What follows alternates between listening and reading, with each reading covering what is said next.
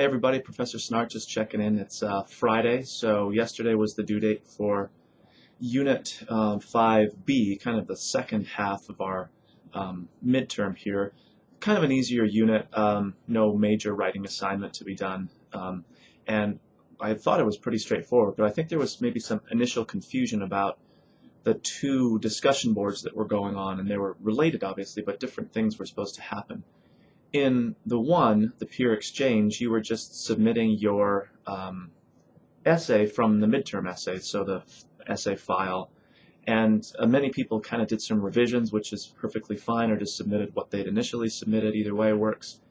And then within your group, and there's the groups 1, 2, 3, 4 here, you're getting feedback from those group members on the essay you submitted, so kind of getting a sense of what you are potentially teaching to others who could be reading your essay. So sort of a reversal of what the normal units do, where the course or I offer information, or the readings offer you something and then you're responding. You have the opportunity to provide other people with new knowledge as part of this the peer exchange portion of returning to the midterm, which again, not even exactly midterm, but a convenient resting point for us a little bit. So there was another discussion board built into Unit 5B that was based on this little utility called Wordle, which is pretty fascinating, and the more I use it, the more interesting it becomes to me.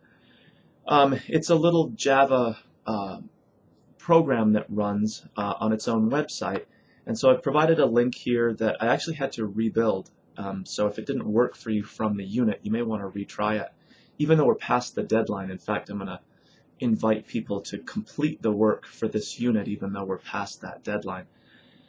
So the link in the unit works, but then for part of this, or this part of the unit, this discussion board, you're using Wordle, which creates this picture of whatever text you paste into the little program, and I'm asking you to paste the text of your essay, your midterm essay, and what it does is render kind of visual information. The more often you use a word, the larger that word will appear in the picture of your essay.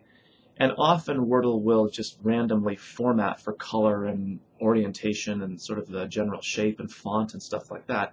But the basic idea is there, and in fact you can change all of that stuff.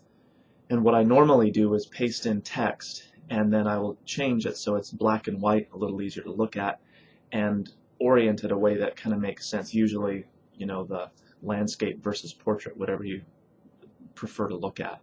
And I'll even change the font if it randomly gives me some font that just doesn't look very good. But it's really fascinating to pull out words that appear most frequently in a body of text. In fact, you'll see it really effectively. I've used it in a future unit. Unit 8, I think, is our discussion of Joseph Conrad's Heart of Darkness. I pasted the entire text of that very long short story, or novella if you want to call it that, into Wordle using like an electronic text. I just cut and pasted, and it was really, really surprising, some of the words that popped up as most frequently used. Some were obvious, like main character names, but I'll let you look at what other words popped up really frequently.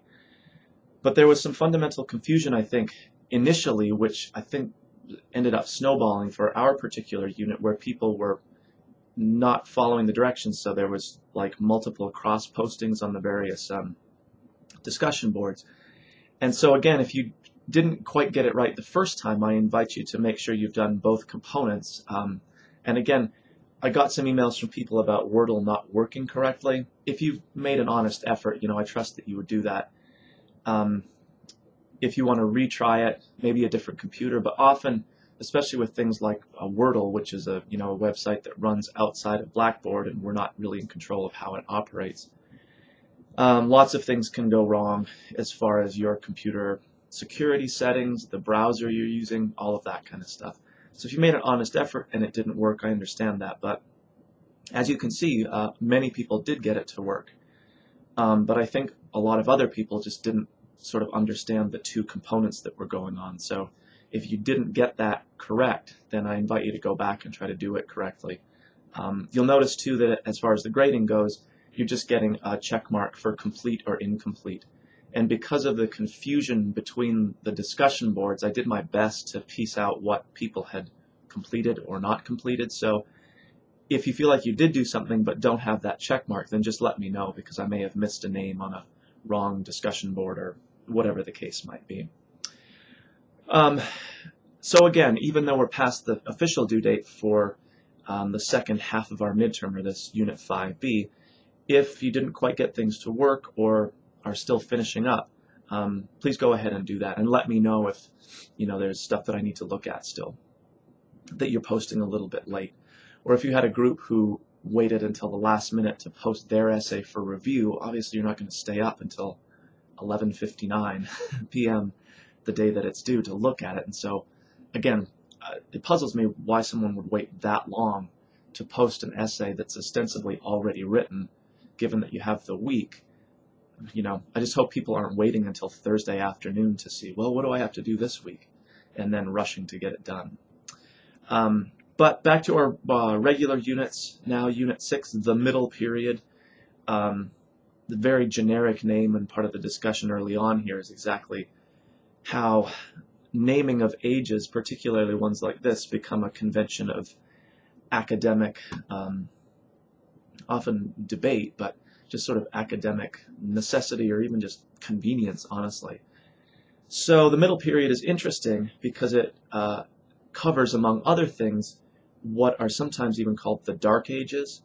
And I've provided a bunch of video clips from a series on the History Channel, which is actually really good, but it buys into, in many ways, this notion of the Dark Ages as literally this dark period where sort of nothing culturally was going on, and people were very insulated from one another. And, sure, sometimes that's the truth, but in many ways that's a mischaracterization of the age. And sort of unfair. Like, you can imagine how someone from the Dark Ages would feel if they were told that, well, this person lived in the Enlightenment, but you were, well, you're Dark Ages. So, I mean, at least middle period isn't so bad, but even that's sort of like, yeah, you're just waiting for something better to come along. Anyway, the readings themselves are pretty interesting for this unit, as is the frequency of now video games that begin to build on the epic literature that we've been reading. So again, I'll let you experience that for yourself. But we are back to the much more conventional set of options for discussion board essays. You're writing directly in the discussion board or posting to the discussion board, and then providing some feedback based on a couple of other student posts. So a little more what we've been used to in terms of previous units. All right, so as is always, if you have questions or anything, just be in touch, and I look forward to reading what everyone has to say about the Dark Middle Ages.